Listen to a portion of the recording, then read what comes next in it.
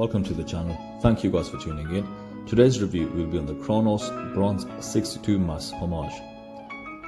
Please use this time to hit the subscription button and remember to hit the notifications bell so you are up to date with all the latest reviews. Please also check the description where you'll find the related links to the items being reviewed and any other additional links. Hit the thumbs up if you like what you see. I hope you enjoyed the video. Remember to leave a comment and thank you for watching. Welcome to the channel. Thank you guys for tuning in. Today's review, as per the title of the video and the intro, is going to be on the Cronos LM6002 diver, aka the homage to the 62 mass made by Seiko. Now this watch I received, it's been a few weeks I've had it in my collection now, and it's just been sitting there. As you know, I've got quite a bit of a backlog when it comes to these watch reviews. Like a couple of weeks ago I just started buying a lot of watches, so I am a few watches behind. However, this is the Cronos 62 mass reissue, and it's their turn today. So if you're a follower of my channel, I did a video not too long ago now about my feelings about the Cronos branding, and this watch was featured on there, and I did promise that I will do a full review to the watch, and here it is. So this is how the watch got sent to me. It was wrapped in some tissue paper and then wrapped in some bubble wrap, and then they also have given me a leather strap, a suede style leather strap, and they also provide it's like a nail file, but it is for the case, so it's got a really soft buffing side and a slightly rougher side.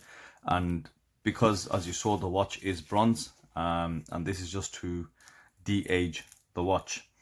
It comes in one of these capsule boxes. I think we're all pretty familiar with these boxes now. You know, looks wise they're not the best, but functionality, you really can't get anything a lot better. The money we really want is what we want to spend, it is on the watches for sure. So as long as the packaging is robust, then I don't mind something like this at all. Okay, let's get into it. Now, usually with the newer videos, I like to go to the AliExpress store, show you guys around if there are any of the color options. However, I'll just talk you through it. There's not that many variations out of this yet. Obviously, you've got the 3 color options, which is the one I've got in is with this beautiful gunmetal gray. You've also got a blue dial option and a green dial option. You can also get one with the Cronos logo or without the Cronos logo, and Cronos do offer a dial customization option, which is really great. Of course, as you know, this Cronos logo isn't everyone's cup of tea, to say the least. So you can always have your own logo printed on there and really make that watch really personal to yourself. Let's cover the specifications. So it's a CU-SN8 bronze case. The CU-SN8 is a tin copper mix, and that's where you get this slightly darker bronze. You've got a 120 click unidirectional bezel. You've also got a domed sapphire glass. The watch comes with the very familiar NH35 Seiko Epson movement, which is a 24 joule movement, which does give you hand winding and hacking options. The movement beats at 21,600 beats per hour, which translates into a sweep of 6 ticks or 6 beats a second. You also get a 200 meters of water resistance, and then you get a screw down crown. Let's have a look at the dimensions. The case diameter is 43 millimeters. The case thickness is 13.5, and the lug to lug is 49.5. Pretty familiar specifications, coming from AliExpress or out of China. A lot of these watches come with the specifications I've mentioned. They have set the standard quite high. I would say a £50 watch to a £200 watch. They all come with sapphire, they all come with ceramic, etc. So it's great. Obviously, as a consumer, you'll be getting the top specification, top quality materials coming to us. Let's start off with the dial, and as you can see straight off the bat, it is a very, very gorgeous dial. I went with the grey option, and you've got this beautiful gunmetal grey, and you've got this amazing sun ray effect, which when the light hits off it gives you this awesome shimmer which follows the dial around. Aside from the colour, you can also see you've got applied hour markers. At the 12 o'clock you've got a twin baton marker, and at the 6 p.m, 9 p.m, you've got baton markers as well. They've all got this gold or gilt outline. What's interesting here is they've not gone for the baton style all the way around. The other markers at the 1, 2, 5 and 4 and 5, the best way I can describe it is like an elongated trapezium shape. Now I know there is an actual technical term. I did see one of the subscribers comment in a video, so if you do know what that shape is called, please let me know in the comment section. It'll be interesting to know what the actual name is. Now the markers do look to be of a very good quality, high grade, and the edges of the batons are all, of the indices are all polished. Now in line with that theme, you've got a 3 p.m. date window, and you've also got a date frame, again polished, and on the insides I believe it's brushed, so great attention to detail again. I do prefer my watches that do have a date function to have a date frame where possible. You've got a chapter ring present on the dial, and the chapter ring, it has got printed markers, and I believe it is made out of plastic, and the logos, both the logos at the 12 p.m. and the 6 p.m. are printed. I won't speak too much about the actual Cronos logo. You should know how I feel about it by now. There's a full video me ranting on about the logo and how much I hate it, so we won't talk about that in this video.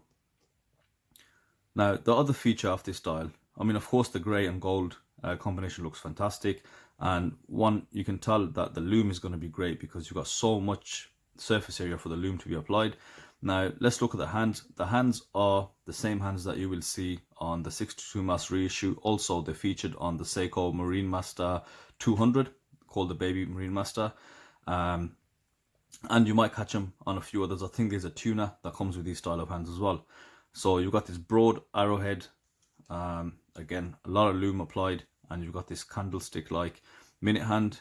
I think the length is great, the proportions are great on the hands. I do feel the stem or the back of the actual hand is just a touch too long. I like to see both hands, if that makes sense, because you do have, you know, some nice detail and shape on the hour hand, and I feel when they're crossing over just like this, it might cover it up quite a bit.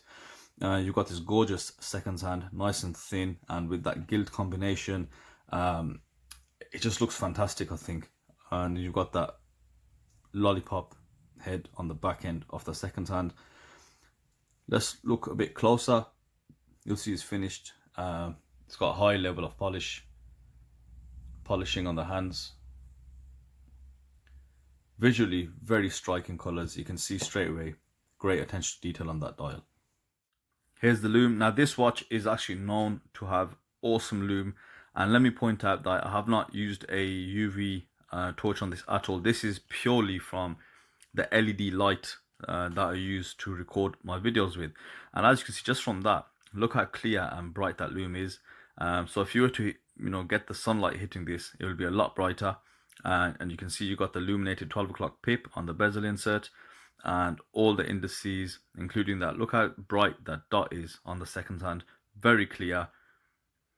And at the same time, that lume on the hands, on the hour markers, very clear. And the longevity of the lume, I think it is tried and tested as well, so this will last you quite a long time. Have a look at the crystal. Now the crystal is a domed, double domed, AR coated sapphire crystal. Now it's worth mentioning, even though you can see this AR coating with the lights on, if I just turn that off, it's actually, you don't notice the AR coating as much. Now I know it is slightly subjective, but on the whole I think people prefer the AR coating not to be overpowering. I have seen on a couple of watches, something which comes to mind is the Sumo Homage from Steel Dive. Very, very overpowered AR coating. It literally covers the color of the dial. In some angles you can't even see what color that dial is, especially if you've got the black dial version.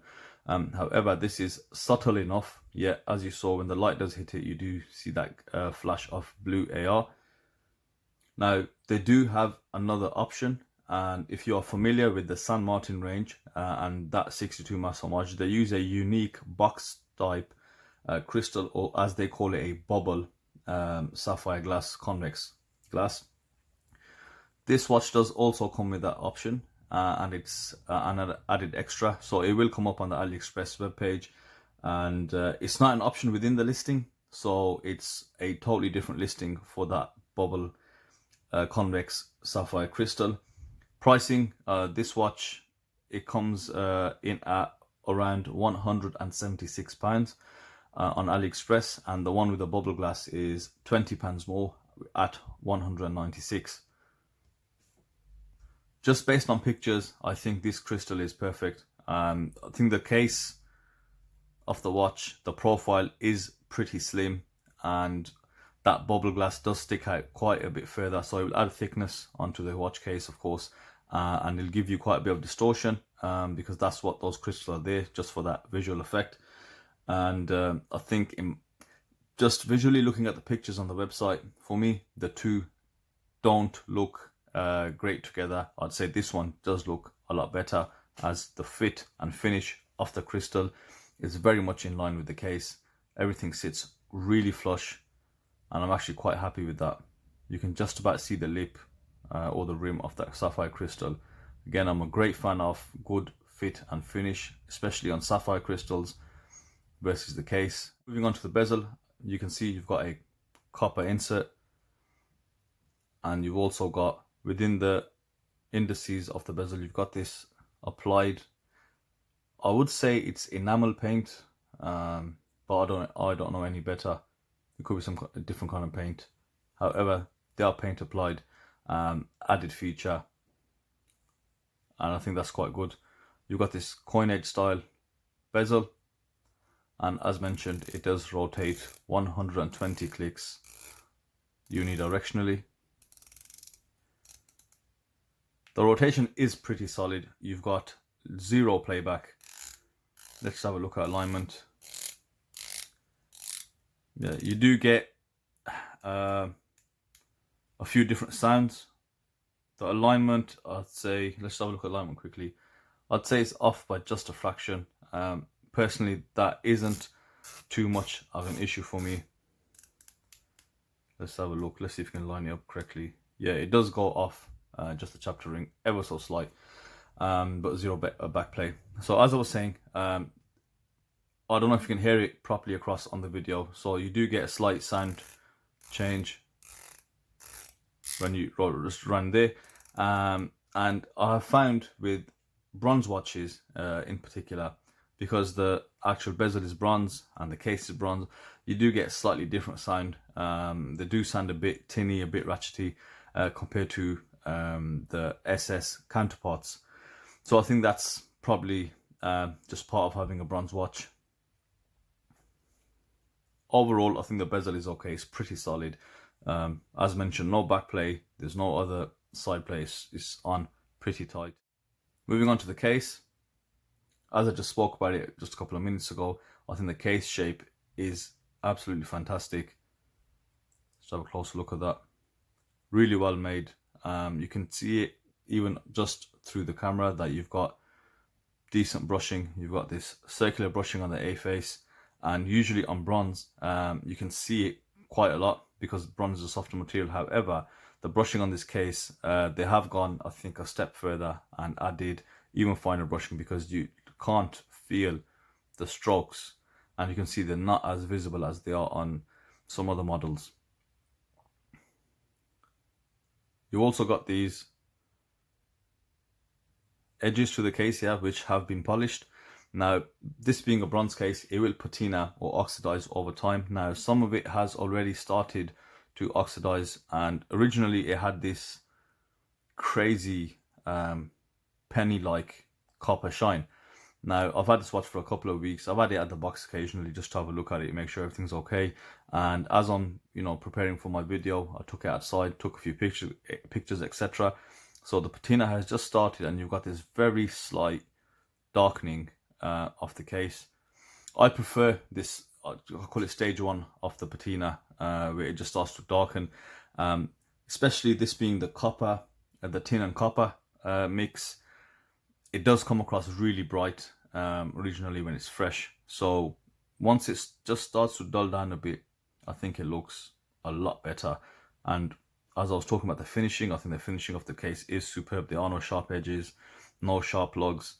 You've also got drilled lugs here, and you can see the drilling is quite central. It's evenly drilled in the same place on both sides of the watch. You've got a crown at the 3 p.m. position, good grip, very smooth screwing out and pops out. So with the movement, let's have a quick look. That's the hand winding function. We've pulled it out once just for the date. You can see pretty good date alignment as well. Pull it out fully and add the movement hex, and you can change the time.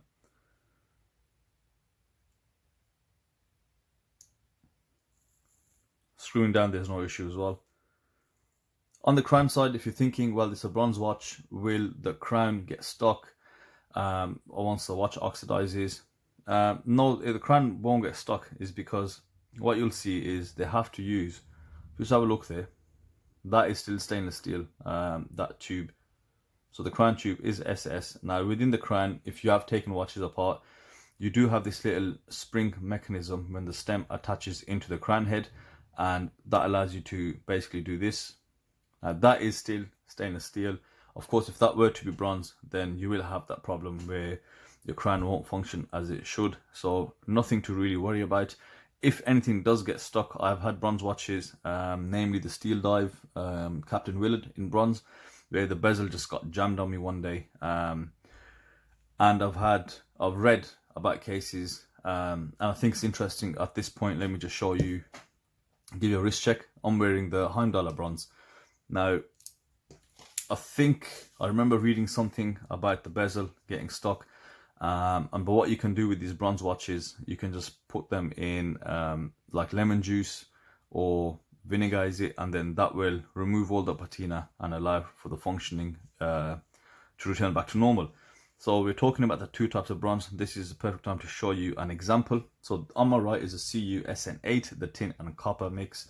And then this, which Heimdallr use quite a lot, is the aluminium and copper mix. And this is known as the C954 bronze. Similar thing happens to this. I mean, originally when I got this, you had a very high shine on there, quite polished, so it was like gleaming, very much close to gold. But then what's happened is you get this just slight dulling, and it really gives this antique and that patina look, which is why you buy bronze watches. So let's put that to the side. Now, this being a bronze watch, the strap it comes with is a rubber waffle strap. They do give you a bronze safety buckle. I think the bronze safety buckle could be a bit thicker. It's a bit on the thin side, bit generic as well. However, the strap itself, very good strap. You do get the slight tapering coming down from the lugs. And this one does not have any Cronos or branding on the actual strap, which is fine. I don't really have an issue with that. And the case back, obviously because the case is bronze, you can't have a bronze case back or it will discolor your skin or the clothes that you're wearing. They've gone with let's just take the sticker off. This is a stainless steel case back, and you've got this obviously diver, old school diving helmet on the back. Pretty detailed, I will say. It is pretty detailed. Just mixed textures on the case back, and you've got the specifications. Dive was 200 meters, automatic NX35, sapphire crystal, bronze divers. So I don't mind that. I think the logo looks absolutely fine on the back. I don't know how that ties in with the actual name. and this is what you will see coming from a lot of Chinese brands, where the symbols and the emblems they use and the signing of the crowns, etc., they don't exactly match up or make sense on quite a lot of models. I think they look at everything individually, and I think it's just down to the way they create things. They might have created this case back to go on 10 different watches, and it could be from a different watch perhaps, or perhaps they've made it for this watch and just not paid attention to tie in the Cronos name with what is actually on the back. It happens. It happens. Early days yet for the Chinese market. The Cronos LM6002 on the wrist.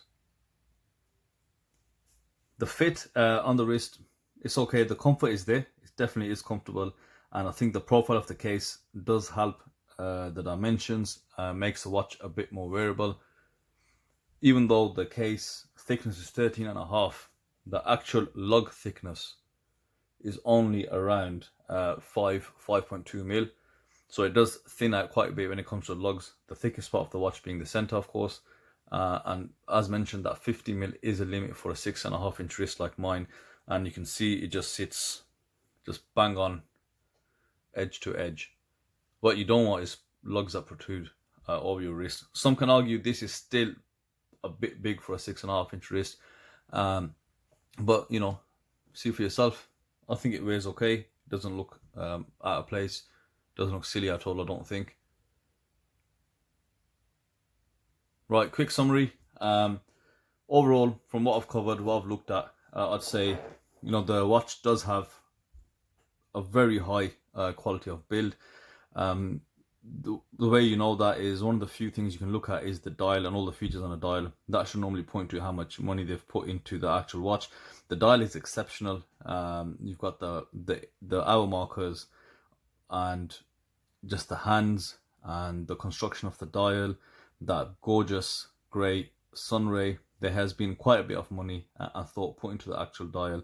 So for me, the striking feature, the standout feature of this watch is the actual dial. Plus, I like the bezel insert.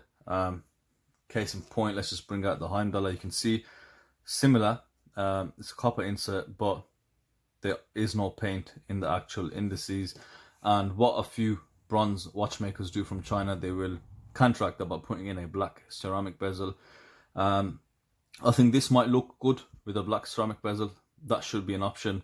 But as it is, putting in this paint or filling in the debossed bezel insert with some black paint, I think that was a really good idea. And the other feature I really love about the watch is, of course, that Lume. That Lume is a really good, amazing Lume. And generally, the build quality of the case is really well. It has been finished to a great degree. Dislikes, as you know, if you do follow the channel, is the stylized, overly stylized Cronos logo. I think they haven't been able to tie it in with the rest of the watch. It is quite odd. Someone did make a good suggestion. Put that hourglass towards the bottom, just on top of automatic. But then you might busy up that area quite a bit. But it does, it's similar to what Seiko do when they put that Prospex X at the bottom. So that's that. That's my thoughts and feelings on the Cronos logo. That's a separate video. But other than that, I think it's a very good watch. Prices, as mentioned, 176 to 196, depending on the type of crystal you go for. I don't think you need to go for that special concave bubble style glass. Sorry, convex bubble glass. I think this is good enough. Does look quite close to the actual 62 mass reissue from Seiko. That concludes my review on the Cronos LM6002. If you are interested in purchasing it, I will leave the AliExpress link within my video description. Hope you enjoyed the review. Thank you for watching, and I'll see you on the next video.